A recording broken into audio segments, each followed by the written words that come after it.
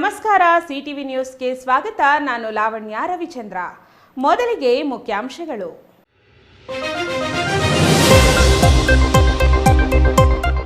ಸಮಯಕ್ಕೆ ಸರಿಯಾಗಿ ಬಾರದ ಬಸ್ಸುಗಳು. ಅಖಿಲ ಭಾರತ ವಿದ್ಯಾರ್ಥಿ ಪರಿಷತ್ತಿನಿಂದ ತಾಲೂಕು ಕಚೇರಿ ಮುಂದೆ ಪ್ರತಿಭಟನೆ.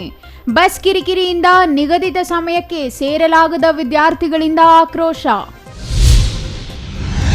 ಕುತಂತ್ರಗಳೇ ಸೋಲಿಗೆ ಕಾರಣ ಎಂದ ವೈ.ಎ. ನಾರಾಯಣಸ್ವಾಮಿ. ಆಗ್ನೇಯ ಶಿಕ್ಷಕರ ಕ್ಷೇತ್ರದಲ್ಲಿ ಬಿಜೆಪಿ ಸೋಲಿಗೆ ಪಕ್ಷೇತರ ಅಭ್ಯರ್ಥಿಯೇ ಕಾರಣವೆಂದ ಪರಾಜಿತ ಅಭ್ಯರ್ಥಿ. ನಾಳೆ ರಾಜ್ಯಕ್ಕೆ ಕೇಂದ್ರದ ನೂತನ ಸಚಿವ ಎಚ್.ಡಿ. ಕುಮಾರಸ್ವಾಮಿ ಆಗಮನ. ಅದ್ದೂರಿ ಸ್ವಾಗತಕ್ಕೆ ಜೆಡಿಎಸ್ ಕಾರ್ಯಕರ್ತರ ಸಿದ್ಧತೆ. ಸಂಭ್ರಮದಲ್ಲಿ ಭಾಗಿಯಾಗುವುದಾಗಿ ನಿಖಿಲ್ ಕುಮಾರಸ್ವಾಮಿ ಮಾಹಿತಿ. ಮಳೆ ನೀರಿನಿಂದಲೇ ಭತ್ತ ಬೆಳೆದ ರೈತರು. ನೈಸರ್ಗಿಕವಾಗಿ ಭತ್ತ ಬೆಳೆದು ಮಾದರಿಯಾದ ನಂಜನಗೂಡು ರೈತರು. ಅತಿ ಕಡಿಮೆ ನೀರಿನಲ್ಲಿಯೂ ಯಶಸ್ವಿ ಭತ್ತ ಬೆಳೆದ ರೈತರು. ವಾರ್ತೆಗಳ ವಿವರ. ಬಸ್ಗಳ ಕೊರತೆ ಇದೆಯೋ ಅಥವಾ ಸಿಬ್ಬಂದಿ ಕೊರತೆ ಇದೆಯೋ ಗೊತ್ತಿಲ್ಲ, ಆದರೆ ಬಸ್ಗಳು ಮಾತ್ರ ಸಮಯಕ್ಕೆ ಸರಿಯಾಗಿ ಬರುತ್ತಿಲ್ಲ. ಇನ್ನು ಶಾಲಾ ಕಾಲೇಜು ಮಕ್ಕಳು ನಿಗದಿತ ಸಮಯಕ್ಕೆ ತರಗತಿಗೆ ಹಾಜರಾಗಲು ಮಾತ್ರ ಬಸ್ ವ್ಯವಸ್ಥೆ ಇಲ್ಲವೇ ಇಲ್ಲ. ವಿದ್ಯಾರ್ಥಿ ಪಾಸ್ ಪಡೆದಿರುವ ವಿದ್ಯಾರ್ಥಿಗಳೆಂದರೆ ನಿರ್ವಾಹಕರು ಸೇರಿ ರಾಜ್ಯ ರಸ್ತೆ ಸಾರಿಗೆ ಸಂಸ್ಥೆಯ ಸಿಬ್ಬಂದಿ ನಿರ್ಲಕ್ಷ್ಯದಿಂದ ಕಾಣೋದು ಸಾಮಾನ್ಯವಾಗಿದೆ. ಈ ಎಲ್ಲ ಸಮಸ್ಯೆಗಳ ವಿರುದ್ಧ ಇಂದು ಎಬಿವಿಪಿ ಪ್ರತಿಭಟನೆ ನಡೆಸಿತು.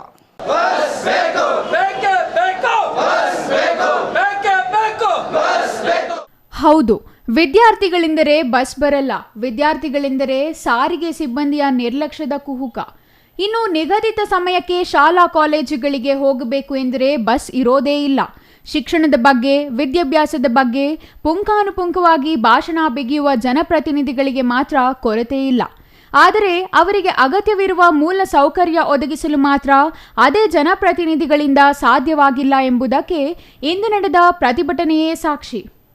ಗ್ರಾಮೀಣ ಪ್ರದೇಶದಿಂದ ಜಿಲ್ಲಾ ಕೇಂದ್ರಕ್ಕೆ ನಾನಾ ಶಾಲಾ ಕಾಲೇಜುಗಳಿಗೆ ಹೋಗುವ ವಿದ್ಯಾರ್ಥಿಗಳು ಪ್ರತಿನಿತ್ಯ ನರಕ ಅನುಭವಿಸುವಂತಾಗಿದೆ. ನಿಗದಿತ ಸಮಯಕ್ಕೆ ಬಸ್ ಬಾರದಿರುವುದು ಒಂದು ಸಮಸ್ಯೆಯಾದರೆ, ಅಂತಾರಾಜ್ಯ ಬಸ್ಗಳಲ್ಲಿ ವಿದ್ಯಾರ್ಥಿ ಪಾಸ್ ಅವಕಾಶ ಇಲ್ಲ, ಮತ್ತೊಂದು ಬಸ್ನಲ್ಲಿ ಪ್ರವೇಶ ಇಲ್ಲ ಎಂಬ ನಿಬಂಧನೆಗಳಿವೆ. ಸಾಲದೆಂಬಂತೆ ಕೆಲ ನಿರ್ವಾಹಕರಂತೂ ಪ್ರಯಾಣಿಕರು ಹತ್ತುವವರೆಗೂ ವಿದ್ಯಾರ್ಥಿಗಳನ್ನು ಹತ್ತಲು ಬಿಡದೆ ಸತಾಯಿಸುತ್ತಾರೆ ಎಂಬ ಆರೋಪವಿದೆ. ಈ ಎಲ್ಲ ಸಮಸ್ಯೆಗಳನ್ನು ವಿರೋಧಿಸಿ ಸಮರ್ಪಕ ಬಸ್ ವ್ಯವಸ್ಥೆ ಕಲ್ಪಿಸುವಂತೆ ಆಗ್ರಹಿಸಿ ಚಿಕ್ಕಬಳ್ಳಾಪುರ ತಾಲೂಕು ಕಚೇರಿ ಮುಂದೆ ಇಂದು ಎಬಿವಿಪಿ ನೇತೃತ್ವದಲ್ಲಿ ಪ್ರತಿಭಟನೆ ನಡೆಸಲಾಯಿತು.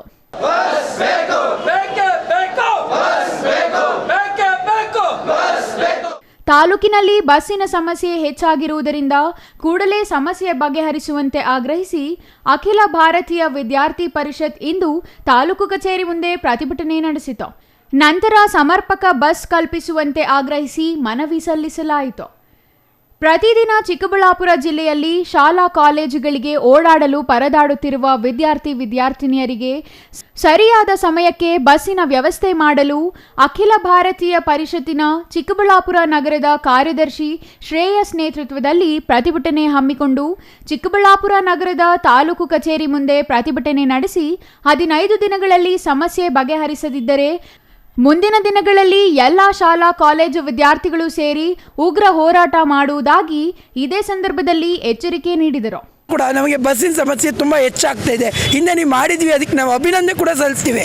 ಆದರೆ ಈಗ ತಿರ್ಗಿ ಹೆಚ್ಚಾಗ್ತಾ ಇದೆ ಅಂತ ಹೇಳಿ ಒಂದು ಮನವಿ ಪತ್ರ ಕೊಟ್ಟಿದ್ರು. ಹಾಗಾಗಿ ನಾವು ನಿನ್ನೆ ಪರ್ಮಿಷನ್ ತೊಗೊಂಡು ಇವತ್ತು ತಹಸೀಲ್ದಾರ್ ಅವ್ರಿಗೆ ಮನವಿ ಕೊಟ್ಟಿದ್ದೀವಿ. ಈಗ ನಾವು ಡಿಪೋ ಮ್ಯಾನೇಜರ್ಗೆ ಕೂಡ ಹೋಗಿ ತಿರ್ಗಿ ಮನವಿ ಪತ್ರ ಕೊಡುವಂಥ ಕೆಲಸನ ಮಾಡ್ತಾ ಇದ್ದೀವಿ. ಈ ಮನವಿ ಪತ್ರ ಕೊಡುವಂಥದ್ದೇನು ಉದ್ದೇಶ ನಮ್ಮದು ಅಂದರೆ, ಇನ್ನು 15 ದಿವಸದಿಂದ 20 ದಿವಸ ನಾವು ಕಾಲಾವಕಾಶ ಕೊಡ್ತೀವಿ. ಎಲ್ಲ ವಿದ್ಯಾರ್ಥಿಗಳಿಗೆ ಬಸ್ಸಿನ ಸಮಸ್ಯೆ ಏನಿದೆ ಅದನ್ನ ಕ್ಲಿಯರ್ ಮಾಡಿಕೊಡ್ಬೇಕು, ಅದನ್ನ ಅವರು ಸ್ಯಾಂಕ್ಷನ್ ಮಾಡಬೇಕು, ಬಸ್ನ ಹೆಚ್ಚಾಗಿ ಬಿಡಬೇಕು. ಎಕ್ಸಾಮ್ ಟೈಮ್ಸಲ್ಲಿ ಬಸ್ ಇಲ್ಲ, ಸೊ ಹಾಗಾಗಿ ಅವರು ಬಿಡ್ಡಿಲ್ಲ ಅನ್ನೋ ಕಾರಣಾಂತರದಲ್ಲಿ ನಾವು 15-20 ದಿವಸದ ನಂತರ ಉಗ್ರವಾದ ಹೋರಾಟನ 500ಕ್ಕೂ ಹೆಚ್ಚು ಜನನ ಡಿಪೋ ಆಫೀಸ್ಗೆ ಹೋಗಿ ಅಲ್ಲಿಂದ ರ್ಯಾಲಿ ಸ್ಟಾರ್ಟ್ ಮಾಡಿ KSRTC ಬಸ್ ಸ್ಟ್ಯಾಂಡ್ಗೆ ಮುತ್ತಿಗೆ ಹಾಕುವಂಥ ಕೆಲಸನ ಮಾಡ್ತೀವಿ. ಈ ಹಿಂದೆಯೂ ಇದೇ ರೀತಿ ಬಸ್ ಸಮಸ್ಯೆ ಆಗಿತ್ತು. ಜನವರಿಯಲ್ಲಿ ಮನವಿ ಸಲ್ಲಿಸಿದ ನಂತರ ಮನವಿಗೆ ಸ್ಪಂದಿಸಿ ಬಸ್ ವ್ಯವಸ್ಥೆ ಕಲ್ಪಿಸಿದ್ದರು. ಆದರೆ ಈಗ ಯಥಾಸ್ಥಿತಿಯಾಗಿದ್ದು ಸಕಾಲಕ್ಕೆ ವಿದ್ಯಾರ್ಥಿಗಳು ತರಗತಿಗೆ ಹಾಜರಾಗಲು ಬಸ್ ವ್ಯವಸ್ಥೆ ಇಲ್ಲದೆ ಪರದಾಡುತ್ತಿದ್ದಾರೆ. ಬೆಳಗ್ಗೆ 9 ಗಂಟೆ ತರಗತಿಗಳಿದ್ದರೆ ವಿದ್ಯಾರ್ಥಿಗಳು 10:30ರವರೆಗೆ ಕಾಲೇಜು ಸೇರುವ ಸ್ಥಿತಿ ಎದುರಾಗಿದೆ. ಹಾಗಾಗಿ ಕಾಲೇಜಿನಲ್ಲಿ ಮಕ್ಕಳನ್ನ ಆಚೆ ಹಾಕುವ ಸ್ಥಿತಿ ಎದುರಾಗಿದೆ ಎಂದು ವಿದ್ಯಾರ್ಥಿಗಳು ಅಳವತ್ತುಕೊಂಡರು. ಇನ್ನು ತರಗತಿಗಳನ್ನು ಮುಗಿಸಿಕೊಂಡು ಸಂಜೆ ಮನೆ ಸೇರುವುದು ಪ್ರಯಾಸವಾಗಿ ಪರಿಣಮಿಸಿದೆ.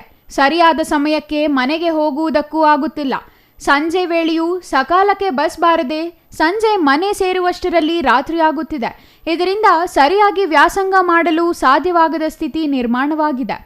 ಕೂಡಲೇ ಸಾರಿಗೆ ಅಧಿಕಾರಿಗಳು ವಿದ್ಯಾರ್ಥಿಗಳ ಸಮಸ್ಯೆ ಅರ್ಥ ಮಾಡಿಕೊಂಡು ಸಕಾಲಕ್ಕೆ ಬಸ್ ವ್ಯವಸ್ಥೆ ಕಲ್ಪಿಸಲು ಮುಂದಾಗಬೇಕು. ಇಲ್ಲವಾದಲ್ಲಿ ಮುಂದಿನ ದಿನಗಳಲ್ಲಿ ಹೋರಾಟ ತೀವ್ರವಾಗಲಿದೆ ಎಂದು ಇದೇ ಸಂದರ್ಭದಲ್ಲಿ ವಿದ್ಯಾರ್ಥಿಗಳು ಎಚ್ಚರಿಕೆ ನೀಡಿದ್ದಾರೆ. Jangalahalli Ashwath, CTV news, Chikkaballapur. ಆಗ್ನೇಯ ಶಿಕ್ಷಕರ ಕ್ಷೇತ್ರದ ಚುನಾವಣೆಯಲ್ಲಿ ಕುತಂತ್ರಗಳಿಂದ ತಮಗೆ ಹಿನ್ನಡೆಯಾಗಿದ್ದು, ಕ್ಷೇತ್ರದಲ್ಲಿ ತಮಗೆ 7,500 ಶಿಕ್ಷಕರು ಮತ ನೀಡಿದ್ದಾರೆ. ಮತ ನೀಡಿದ ಎಲ್ಲ ಶಿಕ್ಷಕರಿಗೂ ಅಭಿನಂದನೆ ಸಲ್ಲಿಸುವ ಜೊತೆಗೆ ಶಿಕ್ಷಕರು ತಮ್ಮ ಮೇಲೆ ಇಟ್ಟಿರುವ ವಿಶ್ವಾಸಕ್ಕೆ ಋಣಿಯಾಗಿರುತ್ತೇನೆ ಎಂದು ಆಗ್ನೇಯ ಶಿಕ್ಷಕರ ಕ್ಷೇತ್ರದ ಪರಾಜಿತ ಅಭ್ಯರ್ಥಿ ವೈ.ಎ. ನಾರಾಯಣಸ್ವಾಮಿ ಹೇಳಿದರು.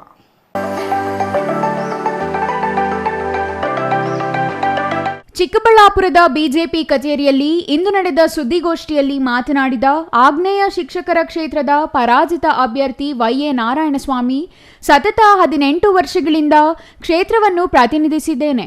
ಕಾರಣಾಂತರಗಳಿಂದ ಈ ಬಾರಿ ಸೋಲಾಗಿದ್ದು ಇದಕ್ಕೆ ಕುತಂತ್ರಗಳು ಕಾರಣವೇ ಹೊರತು ಶಿಕ್ಷಕರಲ್ಲ.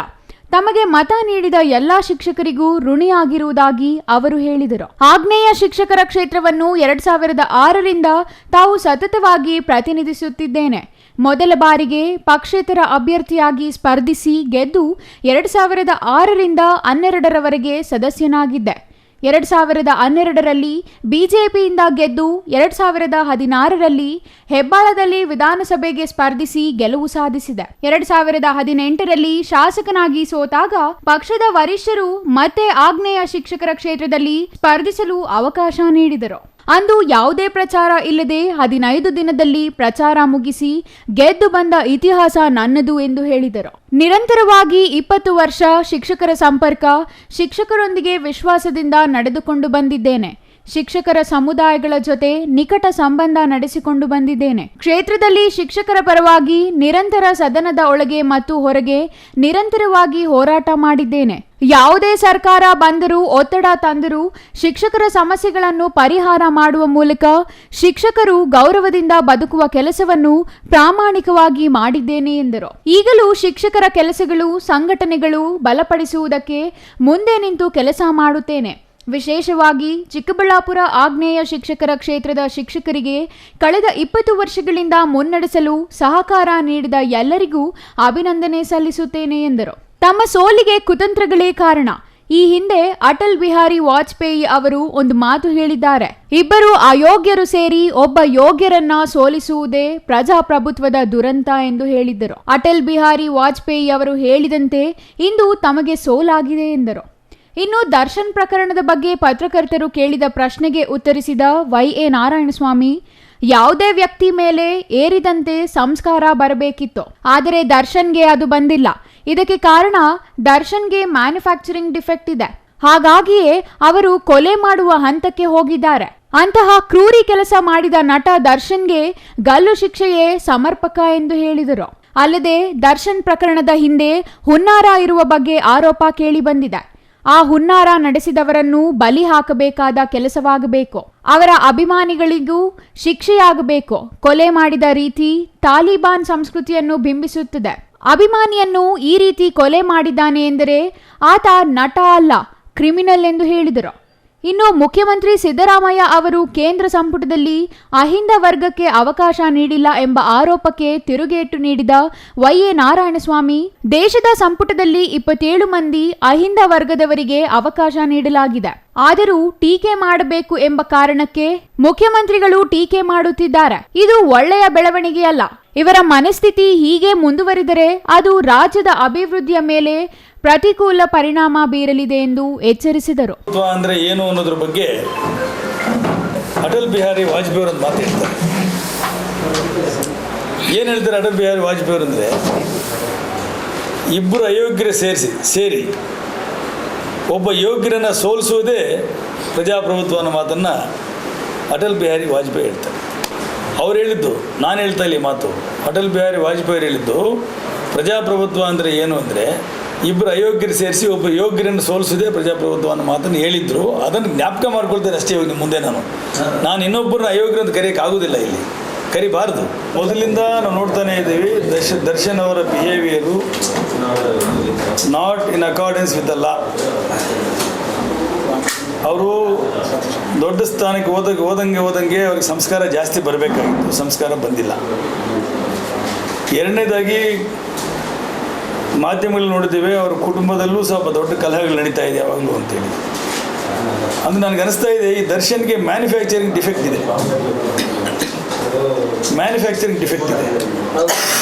ಹಾಗಾಗಿ ಅವರು ಪದೇ ಎಡವಟ್ಟುಗಳು ಮಾಡ್ಕೊಂಡು ಹೋಗ್ತಾರೆ ಸಮಾಜದಲ್ಲಿ.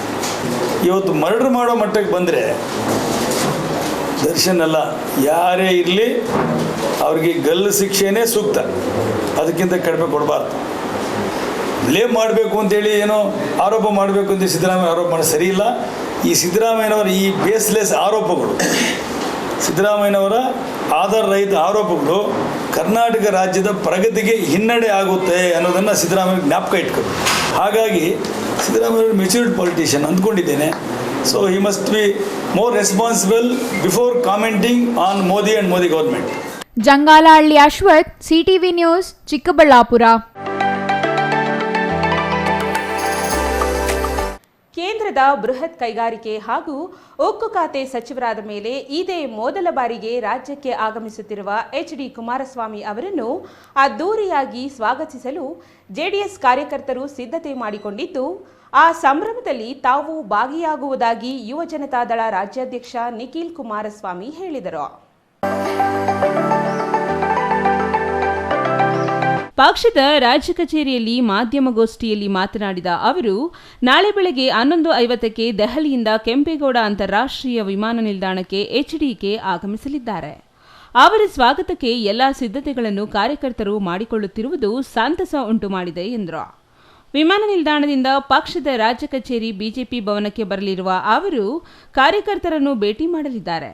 ನಂತರ ರಾಜಭವನಕ್ಕೆ ತೆರಳಿ ರಾಜ್ಯಪಾಲರನ್ನು ಸೌಹಾರ್ದ ಭೇಟಿ ಮಾಡಲಿದ್ದಾರೆ. ಬಳಿಕ ಮಾಜಿ ಪ್ರಧಾನಿ ದೇವೇಗೌಡರ ಮನೆಗೆ ತೆರಳಿ ತಂದೆ ತಾಯಿಯ ಆಶೀರ್ವಾದ ಪಡೆಯಲಿದ್ದಾರೆ.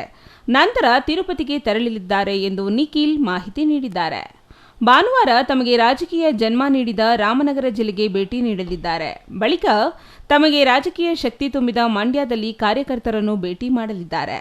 ಎರಡೂ ಕಡೆ ತಮ್ಮ ಕಾರ್ಯಕರ್ತರು ಹಾಗೂ ಸಾರ್ವಜನಿಕರು ಕುಮಾರಸ್ವಾಮಿ ಅವರಿಗೆ ಅಭಿನಂದನಾ ಸಭೆಗಳನ್ನು ಹಮ್ಮಿಕೊಂಡಿದ್ದಾರೆ ಎಂದು ನಿಖಿಲ್ ಕುಮಾರಸ್ವಾಮಿ ಹೇಳಿದರು. ಕುಮಾರಸ್ವಾಮಿ ಅವರು ನರೇಂದ್ರ ಮೋದಿ ಅವರ ಸಂಪುಟದಲ್ಲಿ ಸಚಿವರಾಗಿದ್ದಾರೆ.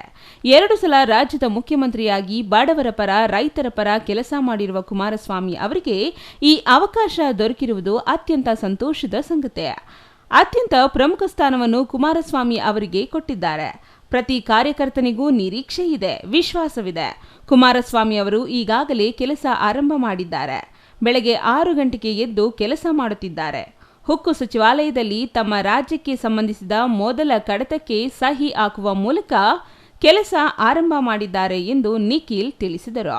ಮಂಡ್ಯ ಜಿಲ್ಲೆಯ ಎಲ್ಲ ಜನತೆ, ನಾಗರಿಕರಿಗೆ ಧನ್ಯವಾದ ಹೇಳಿದ ನಿಖಿಲ್, 2018ರ ವಿಧಾನಸಭಾ ಚುನಾವಣೆಯಲ್ಲಿ ಹೆಚ್ಚು ಸಂಖ್ಯೆಯ ಶಾಸಕರನ್ನು ಆಯ್ಕೆ ಮಾಡಿದರು. ಅದೇ ರೀತಿ ಈ ಸಲ ಕುಮಾರಸ್ವಾಮಿ ಅವರನ್ನು ಹೆಚ್ಚಿನ ಅಂತರದಲ್ಲಿ ಆಯ್ಕೆ ಮಾಡಿದ್ದಾರೆ. ರಾಮನಗರದಲ್ಲಿ ರಾಜಕೀಯ ಬದುಕನ್ನು ಕಟ್ಟಿಕೊಟ್ಟ ಜನತೆಗೂ ಧನ್ಯವಾದ ಹೇಳಿದರು.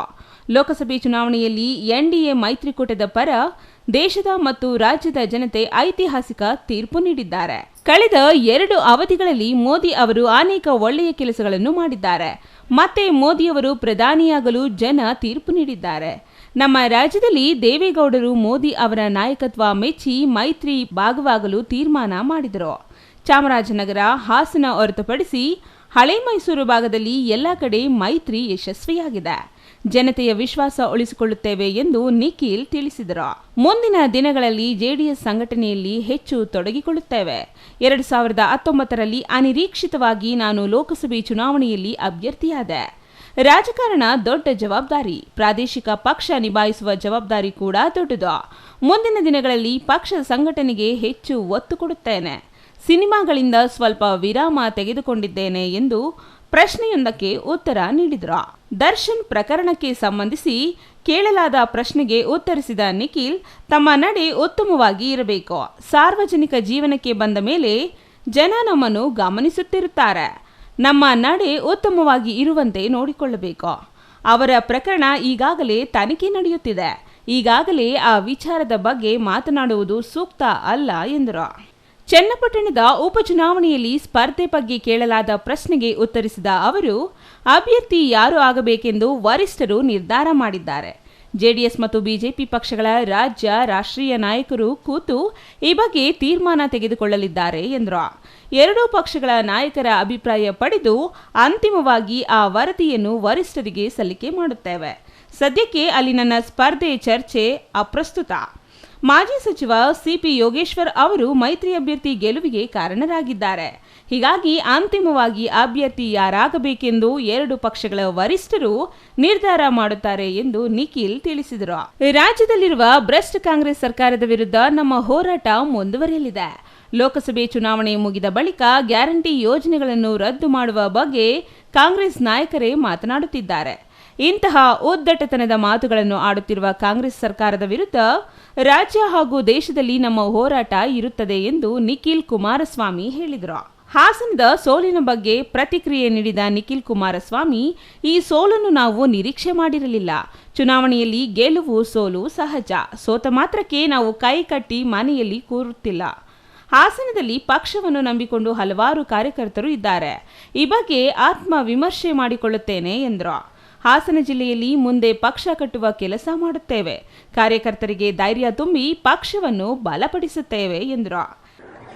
ಕೇಂದ್ರದ ಸಚಿವರಾಗಿ ಶ್ರೀ ನರೇಂದ್ರ ಮೋದಿಜಿಯವರ ಸಂಪುಟದಲ್ಲಿ ಇವತ್ತು ರಾಜ್ಯದಲ್ಲಿ 2 ಬಾರಿ ಮುಖ್ಯಮಂತ್ರಿಗಳಾಗಿ ಅತ್ಯಂತ ಕಮ್ಮಿ ಅವಧಿನಲ್ಲಿ ಅವ್ರಿಗೆ ಸಿಕ್ಕಂಥ ಒಂದು ಅವಕಾಶವನ್ನು ವಿಶೇಷವಾಗಿ ರೈತರ ಪರವಾಗಿ, ಬಡವರ ಪರವಾಗಿ, ಶೋಷಿತರ ಪರವಾಗಿ ಪ್ರತಿಯೊಂದು ವರ್ಗಕ್ಕೂ ಕೂಡ ಅತ್ಯಂತ ಪ್ರಾಮಾಣಿಕವಾಗಿ 34 ತಿಂಗಳು ಆಡಳಿತ ಮಾಡಿದರೂ ಕೂಡ ಪ್ರತಿಯೊಬ್ಬರ ಮನಸ್ಸನ್ನು ಮುಟ್ತಕ್ಕಂಥ ಒಂದು ಆಡಳಿತ ಒಂದು ವೈಖರಿಯನ್ನು ಕುಮಾರಣ್ಣವರು ತೋರಿಸಿದ್ದಾರೆ. ನಮ್ಮ ರಾಜ್ಯವನ್ನು ಕಟ್ತಕ್ಕಂಥದ್ದಕ್ಕೆ, ನಮ್ಮ ದೇಶವನ್ನು ಕಟ್ತಕ್ಕಂಥದ್ದಕ್ಕೆ ಇವತ್ತು ಅತ್ಯಂತ ಒಂದು ದೊಡ್ಡ ಇವತ್ತು ಸ್ಥಾನವನ್ನು ಇವತ್ತು ಮಾನ್ಯ ಕುಮಾರಣ್ಣ ಅವ್ರಿಗೆ ಏನು ಕೊಟ್ಟಿದ್ದಾರೆ. ಇನ್ನು 5 ವರ್ಷಗಳ ಕಾಲ ಕೇಂದ್ರದ ಸಚಿವರಾಗಿ ಅವ್ರಿಗೆ ಕೊಟ್ಟಿರ್ತಕ್ಕಂಥ ಹೆವಿ ಇಂಡಸ್ಟ್ರೀಸ್ ಹಾಗೂ ಸ್ಟೀಲ್ ಏನಿದೆ, ಇವೆರಡೂ ಖಾತೆಗಳಿಗೆ ಇವತ್ತು ಸಾಕಷ್ಟು ಇವತ್ತು ಚಾಲೆಂಜಿಂಗ್ ಖಾತೆಗಳು ಸಿಕ್ಕಿರ್ತಕ್ಕಂಥದ್ದು. ಇವೆರಡೂ ಕೂಡ ಸಾಕಷ್ಟು ನಿರೀಕ್ಷೆಗಳಿದೆ. ಆ ನಿರೀಕ್ಷೆಗೂ ಮೀರಿ ಕುಮಾರಣ್ಣ ಅವರು ಈಗಾಗಲೇ ಕೆಲಸವನ್ನು ಪ್ರಾರಂಭ ಮಾಡಿದ್ದಾರೆ. ಇಲಾಖೆಗೆ ಸಂಬಂಧಪಟ್ಟಂಥ ಅಧಿಕಾರಿಗಳ ಜೊತೆ ಈಗಾಗಲೇ ಸಮಾಲೋಚನೆಗಳನ್ನು ನಡೆಸ್ತಾ ಇದ್ದಾರೆ. ನಾಳೆ ದಿನ ಮಾನ್ಯ ಕುಮಾರಸ್ವಾಮಿ ಅವರು ನವದೆಹಲಿಯಿಂದ ಬೆಳಗ್ಗೆ 11:50ಕ್ಕೆ ಕೆಂಪೇಗೌಡ ಇಂಟರ್ನ್ಯಾಷನಲ್ ಏರ್ಪೋರ್ಟ್ಗೆ ಬರ್ತಾ ಇದ್ದಾರೆ. ಬಹುಶಃ ಈಗಾಗಲೇ ಮಾನ್ಯ ಕುಮಾರಸ್ವಾಮಿ ಅವ್ರನ್ನ ಯಾವ ರೀತಿ ಬರಮಾಡ್ಕೊಳ್ಬೇಕು ಅಂತಕ್ಕಂಥದ್ರ ಬಗ್ಗೆ ಈಗಾಗಲೇ ನಮ್ಮ ದೇವನಹಳ್ಳಿ ಭಾಗ ಇರ್ಬೋದು, ದೊಡ್ಡಬಳ್ಳಾಪುರ ಇರ್ಬೋದು, ನೆಲಮಂಗಲ ಇರ್ಬೋದು, ಹಾಗೂ ನಮ್ಮ ಚಿಕ್ಕಬಳ್ಳಾಪುರ, ಕೋಲಾರ, ಇವೆಲ್ಲ ಕಡೆ ಕೂಡ ನಾಳೆ ದಿನ ಅತ್ಯಂತ ಪ್ರೀತಿಯಿಂದ ಅವ್ರನ್ನ ಸ್ವಾಗತ ಕೋರಲಿಕ್ಕೆ ಈಗಾಗಲೇ ಪೂರ್ವ ಸಿದ್ಧತೆಗಳು, ಪೂರ್ವ ತಯಾರಿಗಳು ಎಲ್ಲ ನಮ್ಮ ಪಕ್ಷದ ಮುಖಂಡರುಗಳು, ಕಾರ್ಯಕರ್ತರುಗಳು ಮಾಡಿಕೊಡ್ತಾ ಇದ್ದಾರೆ. ತದನಂತರ ಗವರ್ನರಿಗೆ ಹೋಗಿ ಭೇಟಿ ಮಾಡ್ತಾರೆ. ಅಲ್ಲಿಂದ ದೇವೇಗೌಡರು ಸಾಹೇಬ್ರ ಮನೆಗೆ ಹೋಗಿ ಅವರ ತಂದೆ ತಾಯಿಯ ಒಂದು ಆಶೀರ್ವಾದ ಪಡೆದುಕೊಂಡು JP ನಗರ್ ನಿವಾಸದಲ್ಲಿ ವಿಶ್ರಾಂತಿನ ತಗೊಳ್ತಾರೆ. ಬಹುಶಃ ಅಲ್ಲಿಂದ ತಿರುಪತಿಗೆ ಪ್ರಯಾಣವನ್ನು ಸಾಗಲಿದ್ದಾರೆ. ಇದೇ ವೇಳೆ ನಿಖಿಲ್ ಕುಮಾರಸ್ವಾಮಿ ಅವರು ಕೋಲಾರ ಕ್ಷೇತ್ರದ ನೂತನ ಸಂಘದ ಮಲ್ಲೇಶ್ ಬಾಬು, ರಾಜ್ಯದಲ್ಲಿ ಗೆದ್ದಿರುವ ಮೈತ್ರಿಕೂಟದ ಎಲ್ಲ ಸಂಸದರು, ವಿಧಾನ ಪರಿಷತ್ ಚುನಾವಣೆಯಲ್ಲಿ ಗೆದ್ದ SL ಬೋಜೇಗೌಡರು, ಕೆ ವಿವೇಕಾನಂದ ಅವರಿಗೆ ಅಭಿನಂದನೆ ಸಲ್ಲಿಸಿದ್ರು. ಇನ್ನು ಈ ಸಂದರ್ಭದಲ್ಲಿ ಸಂಸದ ಮಲ್ಲೇಶ್ ಬಾಬು, ವಿಧಾನ ಪರಿಷತ್ ಸದಸ್ಯ ಜಯರಾಯಿಗೌಡ, ಮಾಜಿ ಶಾಸಕ ಅಶ್ವಿನ್ ಕುಮಾರ್, ಜೆಡಿಎಸ್ ರಾಜ್ಯ ಮಹಿಳಾ ಘಟಕದ ಅಧ್ಯಕ್ಷೆ ರಶ್ಮಿ ರಾಮೇಗೌಡ ಮತ್ತಿತರರು ಹಾಜರಿದ್ದರು. News bureau, CTV news, Chikkaballapur. ನದಿ ಮೂಲದ ನೀರಿಗೆ ಅವಲಂಬಿತರಾಗದೆ ಮಳೆ ನೀರಿನಿಂದ ರೈತರು ಭತ್ತದ ಬೆಳೆ ಬೆಳೆದು ಮಾದರಿಯಾಗಿದ್ದಾರೆ. ನಂಜನಗೂಡು ತಾಲೂಕಿನ ವರುಣಾ ವಿಧಾನಸಭಾ ಕ್ಷೇತ್ರದ ಬೊಕ್ಕಹಳ್ಳಿ ಗ್ರಾಮದಲ್ಲಿ ರಾಂಪುರ ನಾಲಾ ವ್ಯಾಪ್ತಿಯಲ್ಲಿ ಇತ್ತೀಚೆಗೆ ಸುರಿದ ಧಾರಾಕಾರ ಮಳೆಯಿಂದ ರೈತರು ನೈಸರ್ಗಿಕವಾಗಿ ಉತ್ತಮ ಭತ್ತದ ಫಸಲು ಕಂಡುಕೊಂಡಿದ್ದಾರೆ.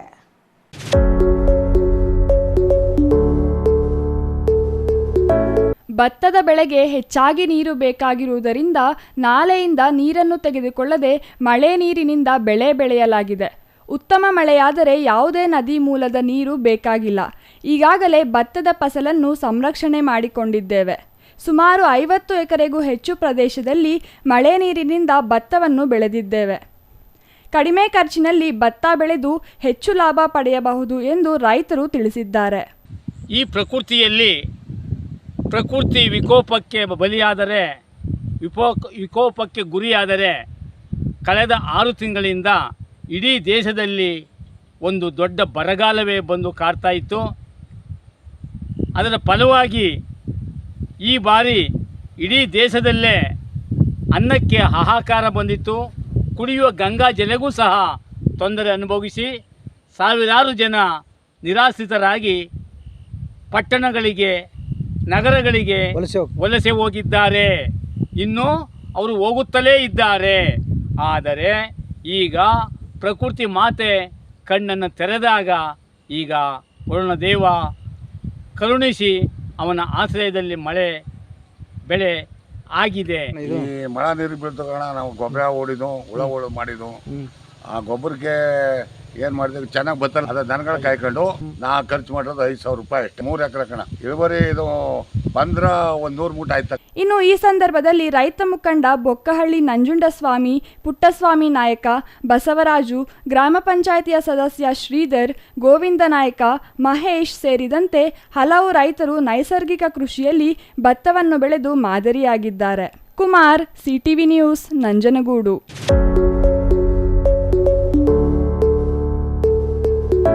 ಇದೀಗ ಚಿಕ್ಕದೊಂದು ವಿರಾಮದ ನಂತರ ಸಿಟಿವಿ ನ್ಯೂಸ್ ಮುಂದುವರಿಯುತ್ತದೆ.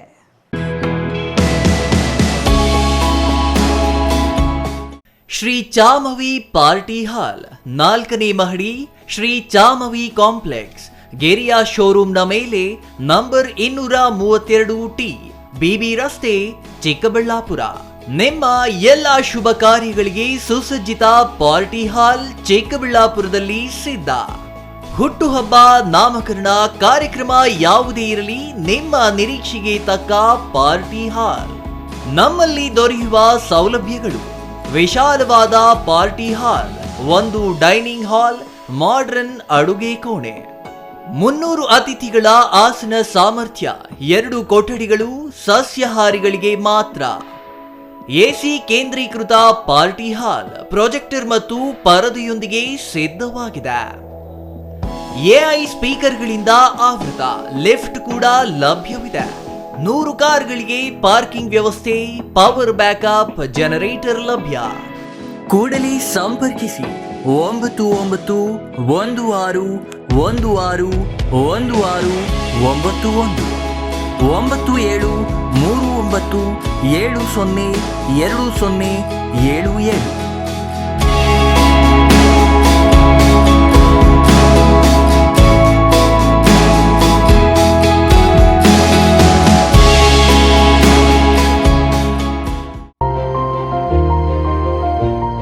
Jain mission hospital, Jain mission ಟ್ರಸ್ಟ್ನ ಲಾಭರಹಿತ ಉಪಕ್ರಮ, ಬಿಬಿ ರಸ್ತೆ, ಚಿಕ್ಕಬಳ್ಳಾಪುರ. ಇನ್ನು ಮುಂದೆ ಹೆಚ್ಚಿನ ಚಿಕಿತ್ಸೆಗಾಗಿ ಬೆಂಗಳೂರಿಗೆ ಹೋಗಬೇಕು ಎಂಬ ಚಿಂತೆ ಬೇಡ. ಚಿಕ್ಕಬಳ್ಳಾಪುರದ ಮೊಟ್ಟ ಮೊದಲ ಅತ್ಯಾಧುನಿಕ ತಂತ್ರಜ್ಞಾನ, ಗುಣಮಟ್ಟದ ವೈದ್ಯಕೀಯವನ್ನು ಒಳಗೊಂಡ ಏಕೈಕ ಆಸ್ಪತ್ರೆ ಜೈನ್ ಮಿಷನ್ ಹಾಸ್ಪಿಟಲ್. ದಿನದ 24 ಗಂಟೆಗಳು ನೆಬುಲೈಸೇಷನ್, ಹೆರಿಗೆ, ಐಸಿಯು, ಟ್ರಾಮ್ ಸೆಂಟರ್, ಆಂಬ್ಯುಲೆನ್ಸ್ ಸೇವೆಗಳು ಲಭ್ಯವಿದೆ. ಜೈನ್ ಮಿಷನ್ ಆಸ್ಪತ್ರೆಯು 4 ಅಂತಸ್ತಿನ ಕಟ್ಟಡವನ್ನು ಒಳಗೊಂಡಿದ್ದು 100 ಹಾಸಿಗೆಗಳುಳ್ಳ ಸುಸಜ್ಜಿತವಾದ ಆಸ್ಪತ್ರೆಯಾಗಿದೆ. ಅಲ್ಲದೆ ಸುಧಾರಿತ ಲ್ಯಾಬ್ ಸೌಲಭ್ಯಗಳು, ಎಕ್ಸ್ರೇ, ಓಟಿ ಕಾಂಪ್ಲೆಕ್ಸ್, ಲ್ಯಾಬ್ ಸೇವೆಗಳು, ಒಳಗಿನ ರೋಗಿಗಳು ಸಾಮಾನ್ಯ ಸೇವೆಗಳು ಲಭ್ಯವಿದೆ. 24 ಗಂಟೆಗಳ ತುರ್ತು ಸೇವೆಗಳು, ICU, NICU, ಅಪಘಾತ ಮತ್ತು ತುರ್ತು ಚಿಕಿತ್ಸೆ, pharmacy, ambulance. Shri Manjunatha hardware and innovations 22 ವರ್ಷಗಳಿಂದ ಮಾರುಕಟ್ಟೆಯಲ್ಲಿ ಸುದೀರ್ಘ ಪಯಣ ಮತ್ತು ಗ್ರಾಹಕ ಹಾಗೂ ಎಂಜಿನಿಯರಿಂಗ್ಗಳ ನಂಬಿಕೆಯ ಆಯ್ಕೆ. ಅತ್ಯುತ್ತಮ ಗುಣಮಟ್ಟ, ಪ್ರಾಮಾಣಿಕ ಬೆಲೆ. Engineer choices, architect choices, corporates, house owners, carpenter choices, hardware dealers ಹಾಗೂ ಇನ್ನಿತರರಿಗೆ ಹೋಲ್ಸೇಲ್ ದರದಲ್ಲಿ ಸಿಗುವ ಸ್ಥಳವೇ ಶ್ರೀ ಮಂಜುನಾಥ ಹಾರ್ಡ್ವೇರ್ ಮತ್ತು ಇನ್ನೋವೇಷನ್ಸ್. ವಿವಿಧ ರೀತಿಯ ವಿನ್ಯಾಸಗಳುಳ್ಳ ಡೆಕೋರೇಟಿವ್, ಪ್ರೊಟೆಕ್ಟಿವ್, ಫಂಕ್ಷನಲ್ ಹಾಗೂ ಉತ್ತಮ ದರದಲ್ಲಿ ಗುಣಮಟ್ಟದ ಹಾರ್ಡ್ವೇರ್ ವಸ್ತುಗಳು ನಮ್ಮಲ್ಲಿ ದೊರಕುತ್ತದೆ. ವಿಳಾಸ: ರಿಲಯನ್ಸ್ ಪೆಟ್ರೋಲ್ ಬಂಕ್ ಹತ್ತಿರ, BB ರಸ್ತೆ, ಚಿಕ್ಕಬಳ್ಳಾಪುರ. ಮೊಬೈಲ್ ಸಂಖ್ಯೆ 9739393927, ಮತ್ತೊಂದು ಸಂಖ್ಯೆ 9008680303.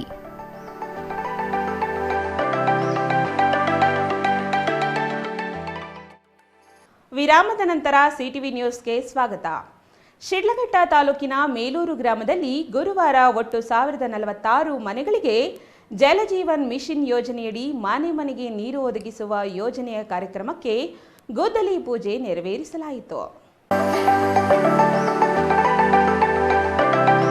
ಮೇಲೂರು ಗ್ರಾಮದ 865 ಮನೆಗಳು ಮತ್ತು ರಾಗಿಮಾಕಲಹಳ್ಳಿಯ 181 ಮನೆಗಳು ಸೇರಿದಂತೆ ಒಟ್ಟು 1046 ಮನೆಗಳಿಗೆ ಶುದ್ಧ ಕುಡಿಯುವ ನೀರು ಸಿಗುವ ಯೋಜನೆ ಪ್ರಾರಂಭಗೊಂಡಿತು. ಗ್ರಾಮ ಪಂಚಾಯಿತಿ ಸದಸ್ಯ RA ಉಮೇಶ್ ಮಾತನಾಡಿ, ಜಲಜೀವನ್ ಮಿಷನ್ ಯೋಜನೆ ಅತ್ಯುತ್ತಮವಾಗಿದೆ. ಇದರ ಮೂಲಕ ನೀರಿಗೆ ಪರದಾಡುವುದನ್ನು ತಪ್ಪಿಸಿ ಪ್ರತಿ ಮನೆಗೂ ಶುದ್ಧ ಕುಡಿಯುವ ನೀರು ಒದಗಿಸಲಾಗುವುದು. ಈ ಯೋಜನೆ ಪರಿಣಾಮಕಾರಿಯಾಗಿ ಅನುಷ್ಠಾನಗೊಳ್ಳಬೇಕಾದರೆ ಸ್ಥಳೀಯ ಜನರ ಸಹಕಾರ ಅಗತ್ಯ ಎಂದರು.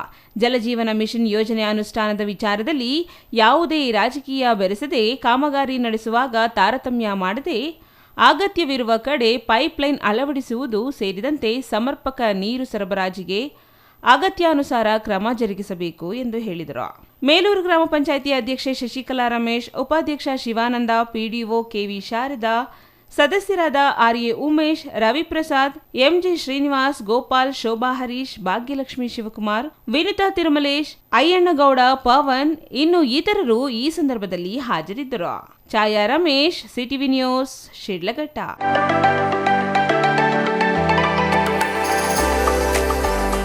ವಿಧಾನಸಭೆ, ಲೋಕಸಭೆ, ಸ್ಥಳೀಯ ಚುನಾವಣೆಗಳಿಗೆ ಮತದಾರರ ದೃಷ್ಟಿಕೋನ ಬೇರೆ ಬೇರೆ ಇರುತ್ತದೆ.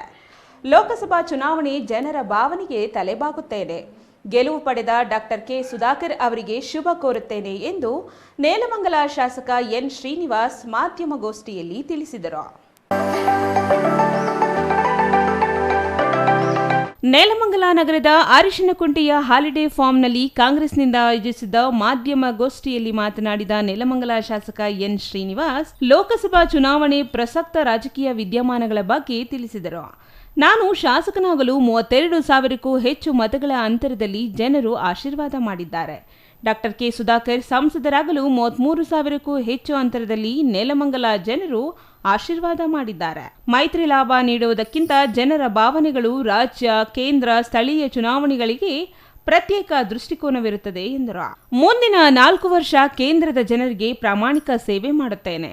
ಡಾಕ್ಟರ್ ಕೆ ಸುಧಾಕರ್ ಅವರು ನಮ್ಮ ಕ್ಷೇತ್ರದ ಅಭಿವೃದ್ಧಿಗೆ ಯೋಜನೆಗಳು, ಅನುದಾನ ತಂದರೆ ಜೊತೆಯಾಗಿ ಅಭಿವೃದ್ಧಿ ಮಾಡುತ್ತೇವೆ. ಚುನಾವಣೆಯಲ್ಲಿ ನಮ್ಮ ಪಕ್ಷದ ಮುಖಂಡರು, ಕಾರ್ಯಕರ್ತರು ಬಹಳಷ್ಟು ಶ್ರಮಿಸಿದ್ದು ಕಾಂಗ್ರೆಸ್ ಪಕ್ಷಕ್ಕೆ ಮತ ನೀಡಿದ ಮತದಾರರಿಗೆ ಅಭಿನಂದನೆ ಸಲ್ಲಿಸುತ್ತೇನೆ ಎಂದರು. ಬೆಂಗಳೂರು MLC ಪದವೀಧರ ಕ್ಷೇತ್ರದ ಕಾಂಗ್ರೆಸ್ ಅಭ್ಯರ್ಥಿ ರಾಮೋಜಿಗೌಡ ದೊಡ್ಡ ಅಂತರದಲ್ಲಿ ಜಯಗಳಿಸಿದ್ದು ಅವರಿಗೆ ಶುಭಾಶಯ ಕೋರುತ್ತೇನೆ. ಕ್ಷೇತ್ರದಲ್ಲಿ ಲೀಡ್ ಬರದಿದ್ದರೆ ರಾಜೀನಾಮೆ ಕೊಡುತ್ತೇನೆ ಎಂದು ಹೇಳಿಕೆ ನೀಡಿ ಮತದಾರರಿಗೆ ಚಾಲೆಂಜ್ ಮಾಡಿರುವವರು ನಾನಲ್ಲ. ನೆಲಮಂಗಲ ಮಾಜಿ ಶಾಸಕ ಡಾಕ್ಟರ್ ಕೆ ಶ್ರೀನಿವಾಸಮೂರ್ತಿ ಅವರು ಯಾವ ಸ್ಥಿತಿಯಲ್ಲಿ ಯಾವ ಹೇಳಿಕೆ ನೀಡಿದ್ದಾರೆ ಗೊತ್ತಿಲ್ಲ. ನಾನು ಹೇಳಿರುವ ಹೇಳಿಕೆಯ ವಿಡಿಯೋ ಸಾಕ್ಷಿ ನೀಡಲಿ, ಆ ನಂತರ ಮಾತಾಡೋಣ. ಕ್ಷೇತ್ರದಲ್ಲಿ ಜನರಿಗಾಗಿ ಸೇವೆ ಮಾಡಿದ್ದೇನೆ. ನನಗೆ ಜನ ಆಶೀರ್ವಾದ ಮಾಡಿದ್ದಾರೆ. 4 ವರ್ಷ ಅವರಿಗಾಗಿ ದುಡಿಯುತ್ತೇನೆ ಎಂದರು. ಕೆಲವರ ಅವೈಜ್ಞಾನಿಕ ಜ್ಞಾನದಿಂದ ಸೋಂಪುರ ಎಂಬ ದೊಡ್ಡ ನಗರಕ್ಕೆ ಬಸ್ ಓಡಾಡಲು ಮಾತ್ರ ಸೌಲಭ್ಯವಿರುವ ಸಣ್ಣ ಬಸ್ ನಿಲ್ದಾಣ ಕಾಮಗಾರಿ ಮುಂದಾಗಿದ್ರು. ಬೆಳೆಯುತ್ತಿರುವ ಜನರಿಗೆ ಹೈಟೆಕ್ ಬಸ್ ನಿಲ್ದಾಣ ಮಾಡಿಸಲು ಸಾರಿಗೆ ಸಚಿವರನ್ನು ಕರೆತಂದು ವಾಸ್ತವತೆ ತಿಳಿಸಿ ಕಾಮಗಾರಿ ಮಾಡಿಸಲು ಕೆಲಸ ನಿಂತಿದೆ. ಅದನ್ನು ಕೆಲವರು ಅವರ ಅಭಿರುಚಿಗೆ ತಕ್ಕಂತೆ ಮಾತನಾಡಿದರೆ ನಾವೇನೂ ಮಾಡಲು ಸಾಧ್ಯವಿಲ್ಲ. ಸಮಸ್ಯೆಗಳಿಗೆ ತಾತ್ಕಾಲಿಕ ಪರಿಹಾರ ನೀಡಿ ಕಾಮಗಾರಿ ಆರಂಭಿಸುತ್ತೇನೆ ಎಂದರು. ಮಾಡಿದಂತ ರಾಮೋಜಿ ಗೌಡರಿಗೆ ನೆಲಮಂಗಲ ವಿಧಾನಸಭಾ ಕ್ಷೇತ್ರ ಮತ್ತು ಬೆಂಗಳೂರು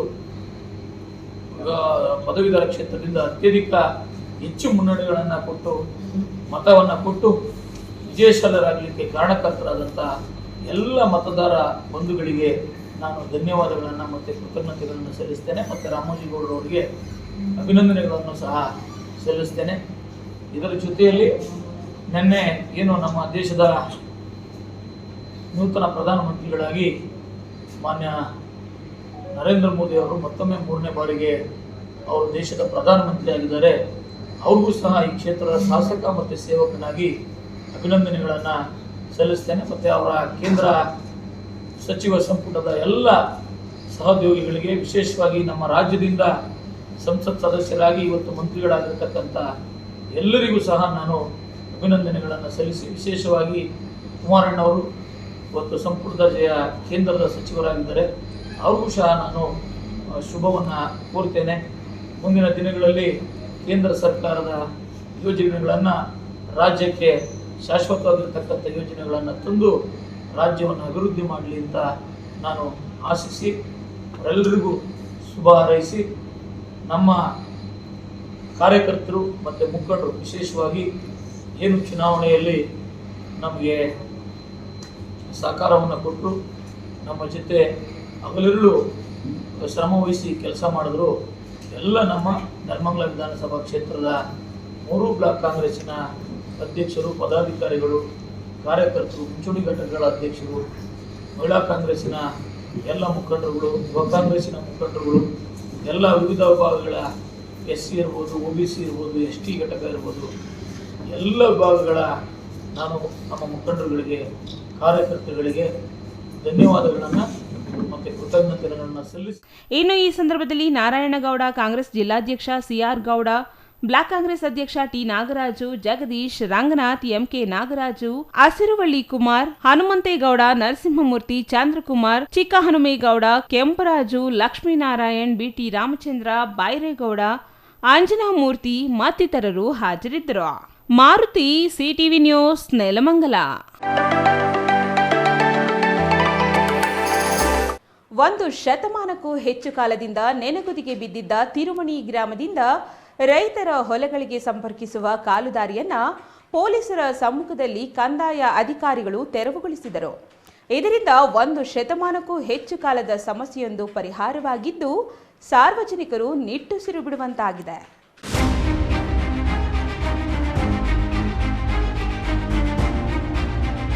ಅದು ಶತಮಾನದ ಸಮಸ್ಯೆ. ಆ ದಾರಿಯ ಸಮಸ್ಯೆಗೆ ಪರಿಹಾರವೇ ಸಿಗದೆ ತೀವ್ರ ಪರದಾಟ ಆಯಿತು. ಆದರೆ ಪೊಲೀಸರು ಮತ್ತು ಕಂದಾಯ ಅಧಿಕಾರಿಗಳ ಮಧ್ಯಸ್ಥಿಕೆಯಿಂದ ಆ ಸಮಸ್ಯೆಗೆ ಪರಿಹಾರ ಸಿಕ್ಕಿದೆ. ಇಷ್ಟಕ್ಕೂ ಏನು ಆ ಸಮಸ್ಯೆ ಅಂತೀರಾ? ಗುಡಿಬಂಡೆ ತಾಲೂಕಿನ ತಿರುಮಣಿ ಗ್ರಾಮದ ಮುಖ್ಯ ರಸ್ತೆಯಿಂದ ರೈತರ ಜಮೀನುಗಳಿಗೆ ಓಡಾಡಲು ತೀವ್ರ ಸಮಸ್ಯೆಯಾಗಿತ್ತು.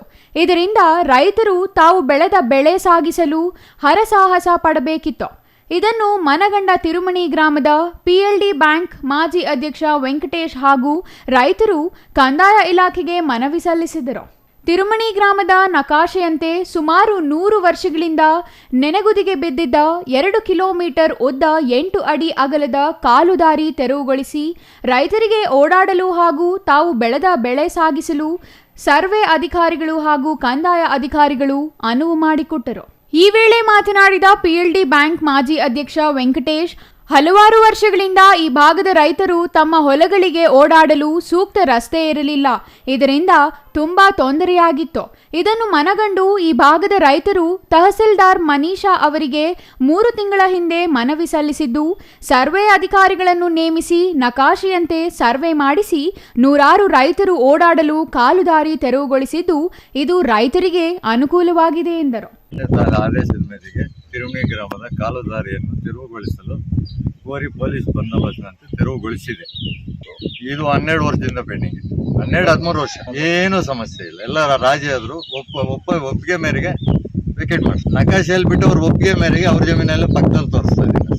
ಇನ್ನು ಈ ವೇಳೆ ಸರ್ವೆ ಇಲಾಖೆಯ ಮಹೇಶ್, ಸೋಮೇನಹಳ್ಳಿ ರಾಜಸ್ವ ನಿರೀಕ್ಷಕ ಶಿವಪ್ರಕಾಶ್, ರೈತರಾದ ವೆಂಕಟೇಶ್, ಅಶ್ವಥ್ ರೆಡ್ಡಿ, ವೆಂಕಟೇಶಪ್ಪ, ಮಲ್ಲಪ್ಪ, ಲಕ್ಷ್ಮೀಪತಿ, ಸೀನಪ್ಪ, ನಾಗಿರೆಡ್ಡಿ, ನಾಗೇಶ್, ರಾಮಾಂಜಿ, ಕೋಟಿತಿಮ್ಮಯ್ಯ, ಲಕ್ಷ್ಮಣ ಸೇರಿದಂತೆ ಹಲವರು ರೈತರು ಹಾಜರಿದ್ದರು. Satish Babu, CTV news, Gudibande.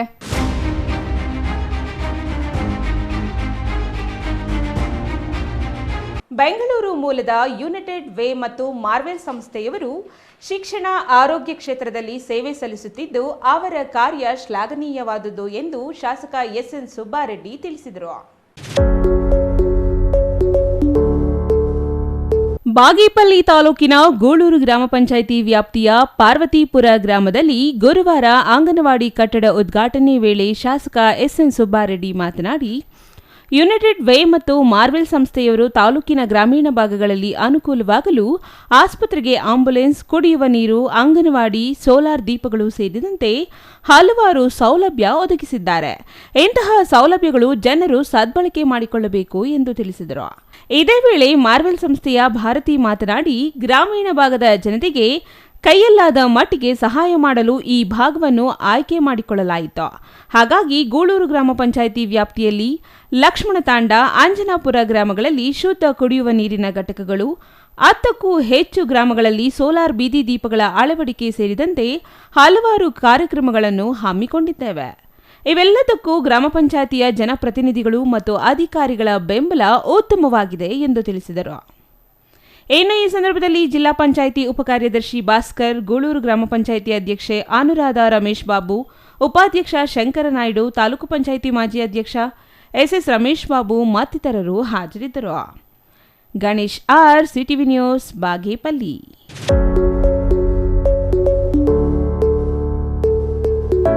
June 17ರ ಸೋಮವಾರ ಬಕ್ರೀದ್ ಹಬ್ಬವನ್ನು ಶಾಂತಿ ಸೌಹಾರ್ದತೆಯಿಂದ ಆಚರಿಸಬೇಕೆಂದು ಚಿಂತಾಮಣಿ ಉಪವಿಭಾಗದ ಉಪಾಧೀಕ್ಷಕ ಪಿ ಮುರಳೀಧರ್ ಹೇಳಿದರು. ಚಿಂತಾಮಣಿಯಲ್ಲಿ ಇಂದು ಆಯೋಜಿಸಿದ್ದ ಶಾಂತಿ ಸಭೆಯಲ್ಲಿ ಮಾತನಾಡಿದ ಅವರು ಬಕ್ರೀದ್ ಹಬ್ಬವನ್ನು ಶಾಂತಿಯುತವಾಗಿ ಆಚರಿಸಲು ಮನವಿ ಮಾಡಿದರು.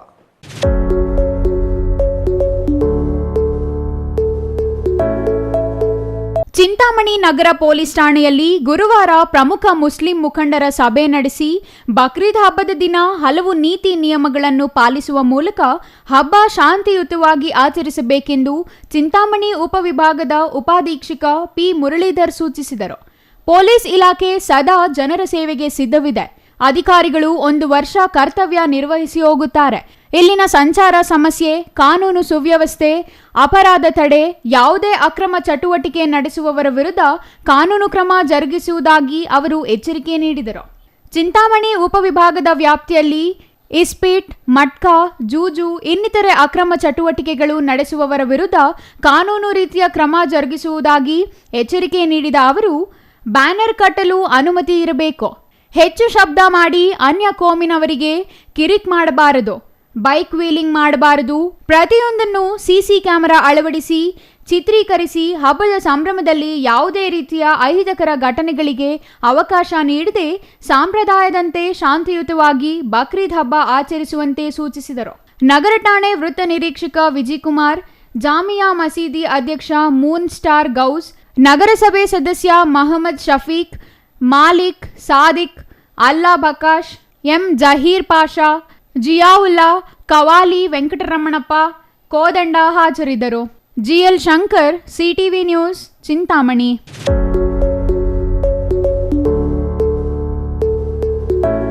ರೈತಪರ ಸರ್ಕಾರ ಎಂದು ಬೊಗಳೆ ಬಿಡುವ ರಾಜ್ಯ ಕಾಂಗ್ರೆಸ್ ಸರ್ಕಾರ ಕಳೆದ 7 ತಿಂಗಳಿಂದ ತಡೆ ಹಿಡಿದಿರುವ ರೈತರಿಗೆ ನೀಡಬೇಕಾದ ಹಾಲಿನ ಪ್ರೋತ್ಸಾಹಧನವನ್ನು ಶೀಘ್ರ ಬಿಡುಗಡೆ ಮಾಡಬೇಕು ಎಂದು ಚಿಕ್ಕಬಳ್ಳಾಪುರ ಲೋಕಸಭಾ ಕ್ಷೇತ್ರದ ನೂತನ ಸಂಸದ ಡಾಕ್ಟರ್ ಕೆ ಸುಧಾಕರ್ ಆಗ್ರಹಿಸಿದರು.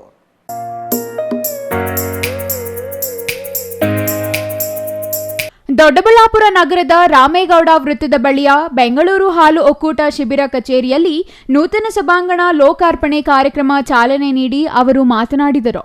ಕಳೆದ 7 ತಿಂಗಳಿಂದ ರೈತರ ಪ್ರೋತ್ಸಾಹಧನ ಬಿಡುಗಡೆಯಾಗಿಲ್ಲ. ಗ್ರಾಮಾಂತರ ಭಾಗದಲ್ಲಿ ಹಾಲು ಉತ್ಪಾದನೆ ಮಾಡುವವರು ಸಣ್ಣ ರೈತರು. ಎಷ್ಟೋ ರೈತರ ಕುಟುಂಬಕ್ಕೆ ಹಾಲಿನ ದನವೇ ಜೀವನಾಧಾರವಾಗಿದೆ ಎಂದರು. ಸರ್ಕಾರಕ್ಕೆ ಬದ್ಧತೆ ಇದ್ದರೆ ರೈತರ ಪ್ರೋತ್ಸಾಹ ಧನವನ್ನ ರೈತರಿಗೆ ಬಿಡುಗಡೆ ಮಾಡುವ ಮೂಲಕ ತನ್ನ ರೈತರ ಪರ ನಿಲುವನ್ನ ಪ್ರದರ್ಶನ ಮಾಡಲಿ. ಕೇವಲ ಭಾಷಣಕ್ಕೆ ಸೀಮಿತವಾಗಿರದೆ ರೈತರ ಜೀವನಕ್ಕೆ ನೆರವಾಗಿ ಎಂದು ಆಕ್ರೋಶ ವ್ಯಕ್ತಪಡಿಸಿದರು. ಸಹಕಾರಿ ಕ್ಷೇತ್ರದಿಂದ ರೈತರ ಜೀವನ ಸುಗಮ ಸುಭದ್ರವಾಗಿರುತ್ತದೆ. ಹೀಗಾಗಿ ಸಹಕಾರಿ ಕ್ಷೇತ್ರ ರಾಜಕೀಯ ಮುಕ್ತವಾಗಿರಬೇಕು. ಇಲ್ಲಿನ ರೈತರ ಸರ್ವತೋಮುಖ ಅಭಿವೃದ್ಧಿ ಅಡಗಿರುವುದೇ ಸಹಕಾರಿ ಕ್ಷೇತ್ರದಲ್ಲಿ ಎಂದರು. ಸಂಸದನಾದ ಮೇಲೆ ಮೊದಲು ಭಾಗವಹಿಸಿದ ಸಾರ್ವಜನಿಕ ಸಭೆ ರೈತರದ್ದಾಗಿದೆ. ಕೃಷಿ ಎಂದರೆ ಕೇವಲ ಬೇಸಾಯವಲ್ಲ, ಹೈನುಗಾರಿಕೆಯೂ ಸೇರಿದೆ ಎಂದರು. ಗ್ರಾಮಾಂತರದಲ್ಲಿ ಇದರಿಂದ ಮಹಿಳೆಯರಿಗೆ ಹೆಚ್ಚಿನ ಅನುಕೂಲವಾಗಿದೆ. ನೀರಾವರಿ ಇಲ್ಲದೆ ಮತ್ತು ಬೇಸಿಗೆಯಲ್ಲಿ ಹಾಲಿನ ಉತ್ಪಾದನೆ ಕಡಿಮೆಯಾಗಿದೆ. ಶಾಶ್ವತ ನೀರಾವರಿ ವ್ಯವಸ್ಥೆ ಮಾಡಿದರೆ ಹಾಲಿನ ಉತ್ಪಾದನೆಯು ದುಪ್ಪಟ್ಟು ಆಗುತ್ತದೆ. ಈ ನಿಟ್ಟಿನಲ್ಲಿ ಸೂಕ್ತ ಕ್ರಮ ವಹಿಸಲಾಗುವುದು ಎಂದರು. ಎಷ್ಟೋ ಕುಟುಂಬಗಳು ಈ ಹಾಲು ಉತ್ಪಾದನೆಯಲ್ಲಿ ಸಂಪಾದನೆ ಮಾಡಿರ್ತಕ್ಕಂಥ ಹಣದಿಂದ ಅವರು ಸಂಸಾರ ನಡೆಸ್ತಾರೆ. ಹಳ್ಳಿ ಬದುಕು, ಹಳ್ಳಿಯಲ್ಲಿ ಹುಟ್ಟಿದಂಥವರಿಗೆ ಇದೆಲ್ಲ ಅರ್ಥ ಆಗ್ತದೆ. ಅದಕ್ಕೆ ನಾನು ಮನವಿ ಮಾಡ್ತೀನಿ ಸರ್ಕಾರಕ್ಕೆ. ತಾವು ಹೇಳ್ಕೊಳ್ತೀರಿ ರೈತರ ಪರವಾಗಿ ನೀವು ಇದ್ದೀರಿ ಅಂತೇಳಿ. ಇರೋದೇ ನಿಜ ಆದರೆ ದಯವಿಟ್ಟು ಈ ಹಣವನ್ನು 7 ತಿಂಗಳು ಹಣ, ಕೆಲವು ಕಡೆ 8 ತಿಂಗಳು ಪಾವತಿದೆ, ಇದನ್ನ ತಕ್ಷಣ ನೀವೆಲ್ಲ ಕೂಡ ಕೊಡಬೇಕು ಅಂತೇಳಿ ಈ ಸರ್ಕಾರಕ್ಕೆ ನಾನು ಆಗ್ರಹವನ್ನು ಮಾಡ್ತೇನೆ. ಎಲ್ಲ ಪ್ರಧಾನಮಂತ್ರಿಗಳು 3ನೇ ಅವಧಿಗೆ ಪ್ರಧಾನಮಂತ್ರಿಗಳಾಗಿ ಮೊನ್ನೆ ಪ್ರಮಾಣ ವಚನವನ್ನು ಸ್ವೀಕಾರ ಮಾಡಿದರು. ಅವ್ರು ಮಾಡಿದಂತ ಮೊದಲನೇ ಕೆಲಸ ರೈತರಿಗೆ ಕಿಸಾನ್ ಸಮ್ಮಾನ್ ಯೋಜನೆ ಅಡಿಯಲ್ಲಿ 17ನೇ ಕಂತಿನ ಹಣವನ್ನ ರೈತರಿಗೆ ಪ್ರತಿ ಅಕೌಂಟ್ಗೆ 2,000 ರೂಪಾಯಿ ಹೋಗುವಂತ ನಿಟ್ಟಿನಲ್ಲಿ ಅವರು ಸಹಿಯನ್ನು ಮಾಡಿದ್ದಾರೆ. ಕೆಎಂಎಫ್ ನಿರ್ದೇಶಕ ಬಿಸಿ ಆನಂದ್ ಕುಮಾರ್ ಮಾತನಾಡಿ, ಬೇಸಿಗೆಯಂತಹ ಕಠಿಣ ಪರಿಸ್ಥಿತಿಯಲ್ಲಿಯೂ ಬೆಂಗಳೂರು ಹಾಲು ಒಕ್ಕೂಟದಲ್ಲಿ ಹಾಲಿನ ಉತ್ಪಾದನೆ ಪ್ರಮಾಣ ಕಡಿಮೆಯಾಗಿಲ್ಲ. ಪ್ರತಿದಿನ 17 ಲಕ್ಷ ಲೀಟರ್ ಹಾಲು ಉತ್ಪಾದನೆ ಮಾಡಲಾಗುತ್ತಿದೆ. ತಾಲೂಕಿನಲ್ಲಿ ಕಳೆದ 5 ವರ್ಷಗಳ ಅವಧಿಯಲ್ಲಿ ಕಟ್ಟಡಗಳಿಲ್ಲದ ಎಂಪಿಸಿಎಸ್ಗಳಿಗೆ ನೂತನ ಕಟ್ಟಡ, ಶೀತಲೀಕರಣಗೊಂಡಿದ್ದ ಡೇರಿಗಳ ಪುನರ್ ನಿರ್ಮಾಣ ಮಾಡುವ ಮೂಲಕ ಸುಸಜ್ಜಿತ ಡೇರಿ ಕಟ್ಟಡಗಳನ್ನು ನಿರ್ಮಿಸಲಾಗಿದೆ. ಅಲ್ಲದೆ ತಾಲೂಕಿನ ಕೆಸ್ತೂರು ಬಳಿ ಕೆಎಂಎಫ್ನ ಪ್ರತಿಷ್ಠಿತ ಟೆಟ್ರಾಪ್ಯಾಕ್ ನಿರ್ಮಾಣಕ್ಕೆ 15 ಎಕರೆ ಜಮೀನು ಖರೀದಿ ಮಾಡಲಾಗಿದ್ದು, ಶೀಘ್ರವಾಗಿ ಭೂಮಿ ಪೂಜೆ ನೆರವೇರಿಸಲಾಗುವುದು. ತಾಲೂಕಿಗೆ ಟೆಟ್ರಾಪ್ಯಾಕ್ ಯೋಜನೆ ಮಂಜೂರಿಗೆ ಡಿಸಿಎಂ ಡಿಕೆ ಶಿವಕುಮಾರ್ ಮೂಲ ಕಾರಣ ಎಂದರು.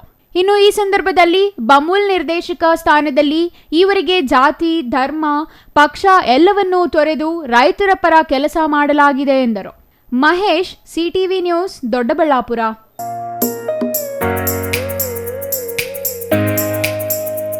ಇದೀಗ ಚಿಕ್ಕದೊಂದು ವಿರಾಮ. ವಿರಾಮದ ನಂತರ ಸಿಟಿವಿ ನ್ಯೂಸ್ ಮುಂದುವರಿಯುತ್ತದೆ. ನಿಮ್ಮ ಮಕ್ಕಳ ಹುಟ್ಟುಹಬ್ಬವೇ ಕೇವಲ 500 ರೂಪಾಯಿಗೆ ಸಿಗಲಿದೆ ಪ್ರಚಾರ. ವಿವಾಹ, ವಾರ್ಷಿಕೋತ್ಸವ, ನಾಮಕರಣ, ಗೃಹ ಪ್ರವೇಶ, ಶುಭ ಕಾರ್ಯ ಯಾವುದೇ ಇರಲಿ, ನಾವು ನೀಡ್ತೀವಿ ಪ್ರಚಾರ. ಸುದ್ದಿ ಸಮಯದಲ್ಲಾದರೆ 1,000, ಇತರೆ ಸಮಯದಲ್ಲಿ ಕೇವಲ 500 ರೂಪಾಯಿಯಲ್ಲಿಯೇ ಪ್ರಚಾರ. ನಿಮ್ಮ ಸಿಟಿವಿ ನ್ಯೂಸ್ನಲ್ಲಿ ಅತಿ ಕಡಿಮೆ ಬೆಲೆ, ಹೆಚ್ಚಿನ ಪ್ರಚಾರ. 2 ದಿನದ ಮುಂಚಿತವಾಗಿ ಮಾಹಿತಿ ಕಳುಹಿಸಿ. ಕೂಡಲೇ ಸಂಪರ್ಕಿಸಿ 9916317028. ಮತ್ತೊಂದು ಸಂಖ್ಯೆ 9535611141.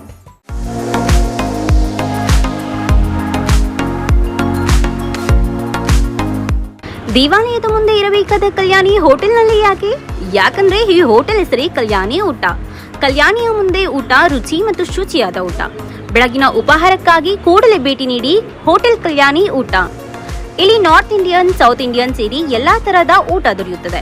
ಬೆಳಗಿನ ಉಪಹಾರಕ್ಕಾಗಿ ಬಗೆ ಬಗೆಯ ದೋಸೆ, ಮೃದುವಾದ ಇಡ್ಲಿ ಜೊತೆಗೆ ವಡೆ, ಬಗೆ ಬಗೆಯ ತಿಂಡಿ, ವಿಧ ವಿಧವಾದ ಊಟ ಸಿಗುತ್ತದೆ. ಹಾಗೂ ನಮ್ಮಲ್ಲಿ ಕ್ಯಾಟರಿಂಗ್ ಸೌಲಭ್ಯವೂ ಸಹ ದೊರೆಯುತ್ತದೆ. ಇಷ್ಟಕ್ಕೂ ಇದು ಇರುವುದಾದರೂ ಎಲ್ಲಿ ಅಂತೀರಾ? ಇಂದೇ ಭೇಟಿ ನೀಡಿ ಹೋಟೆಲ್ ಕಲ್ಯಾಣಿ ಊಟ, ವಿಶ್ವನಾಥನ್ ಪಿಳ್ಳೈ ಕಿಚನ್, ಆದಿಯೋಗಿ ಪ್ರತಿಮೆ, ಪ್ರವೇಶ ದ್ವಾರದ ಬಳಿ, ಚಿಕ್ಕಬಳ್ಳಾಪುರ.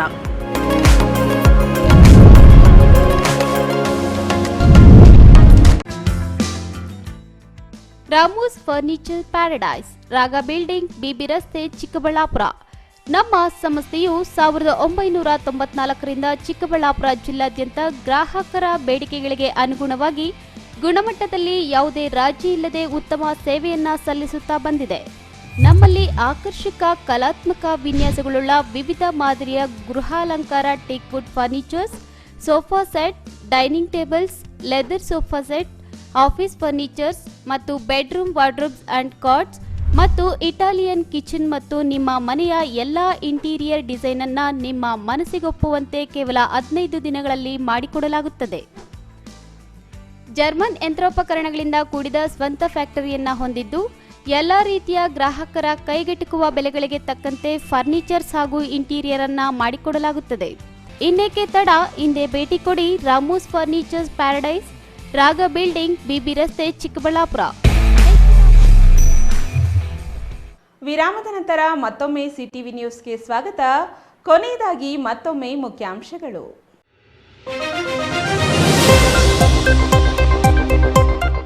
ಸಮಯಕ್ಕೆ ಸರಿಯಾಗಿ ಬಾರದ ಬಸ್ಸುಗಳು. ಅಖಿಲ ಭಾರತ ವಿದ್ಯಾರ್ಥಿ ಪರಿಷತ್ತಿನಿಂದ ತಾಲೂಕು ಕಚೇರಿ ಮುಂದೆ ಪ್ರತಿಭಟನೆ. ಬಸ್ ಕಿರಿಕಿರಿಯಿಂದ ನಿಗದಿತ ಸಮಯಕ್ಕೆ ಸೇರಲಾಗದ ವಿದ್ಯಾರ್ಥಿಗಳಿಂದ ಆಕ್ರೋಶ. ಕುತಂತ್ರಗಳೇ ಸೋಲಿಗೆ ಕಾರಣ ಎಂದ ವೈಎ ನಾರಾಯಣಸ್ವಾಮಿ. ಆಗ್ನೇಯ ಶಿಕ್ಷಕರ ಕ್ಷೇತ್ರದಲ್ಲಿ ಬಿಜೆಪಿ ಸೋಲಿಗೆ ಪಕ್ಷೇತರ ಅಭ್ಯರ್ಥಿಯೇ ಕಾರಣವೆಂದ ಪರಾಜಿತ ಅಭ್ಯರ್ಥಿ. ನಾಳೆ ರಾಜ್ಯಕ್ಕೆ ಕೇಂದ್ರದ ನೂತನ ಸಚಿವ ಎಚ್.ಡಿ. ಕುಮಾರಸ್ವಾಮಿ ಆಗಮನ.